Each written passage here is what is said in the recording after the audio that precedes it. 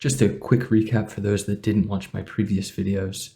I started with this rig, which is great. I had to make a slight modification. I wanted to mount that matte box directly to the lens, so I started to use shorter rods, but ultimately this build is just too heavy for just running and gunning, running around the city. I wanted to get down to around 3.5 kilos ideally.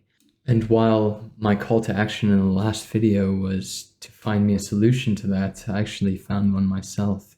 This base plate that you would normally put 15mm rods through that I'm not intending to use for this specific build, this run and gun build, well, you can just remove that Arca Swiss plate from those rods and mount it directly onto the V-mount battery.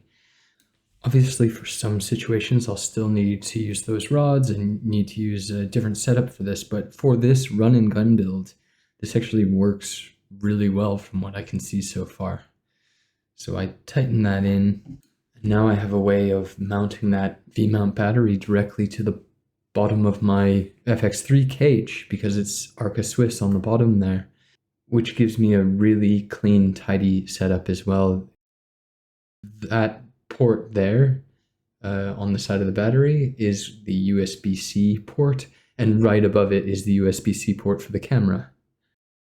So by using a really short USB-C to USB-C cable, you can make sure that nothing gets in the way.